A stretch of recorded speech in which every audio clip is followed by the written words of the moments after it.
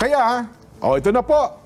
Kami po ni Nelson tumanggap po ng bilin bilang mga kaanib po sa Iglesia ni Cristo at sa atin hong mga kababayan.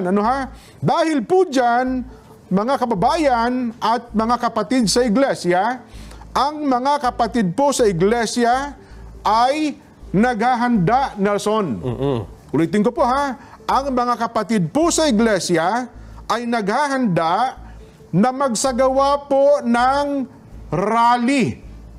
Magsagawa po ng rally upang ipahayag sa lahat ng mga kinauukulan na ang Iglesia ni Cristo ay pabor.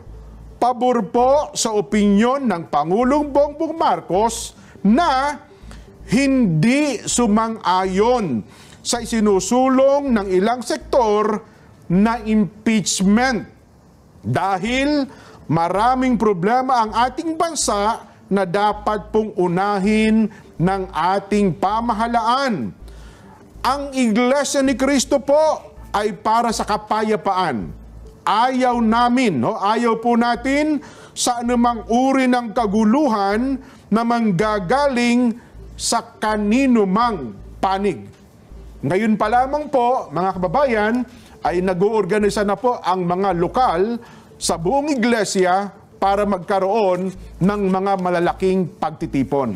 Nelson, para ipakita po at ipahayag, ito pong binabanggit namin na pabor kami sa opinyon ng Pangulong Bongbong Marcos na no to impeachment. Dahil ang daming ang problema ng bansa, hindi ba? Ang dapat po nating unahin, ang problema ng bansa na mas malaki. Yes. Hindi po ang impeachment. At dapat maintindihan nyo rin na ito ay para sa kapayapaan. At hindi para sa anumang kaguluhan na posibleng manggaling kahit sa anumang panig. Tama. Dapat yun ang maintindihan natin. Wala tayong pinapanigan, kundi yung pagkakaisa at kapayapaan ng bansa. Well, opo. Dito naman kasi sa sitwasyon nakikita, Nelson, ako, ito sariling opinion ko na ito ay meron talaga mga tao kasi na merong ang tawag doon, inferior motive, may motibo Parang ayaw nilang makita, malungkot sila na makita ang bansa ay nagkakaisa Di ba? Pag nakita nila nagkakaisa ang bansa at sumusulong, humaharap sa problema, parang ang tawag doon, parang ginigiyagi sa puso nila. Ayaw ko makita ito. Hindi po, kami ni Nelson. Naku, gusto namin makita ang ating bansa ay nagkakaisa.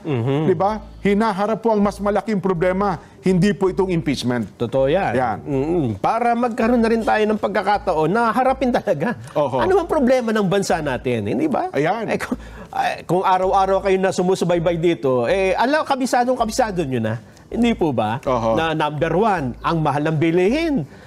Bagsak ang ating agrikultura. At ang solusyon natin, importasyon ng importasyon. Yan ba? Yan, hindi ba priority ang tiyan? Ang kakainin ng mga mamamayan? Hindi ba yan dapat ang inuuna? Hindi ba, Jen? Sino bang makikinabang kung impeachment ang pag-uuna natin?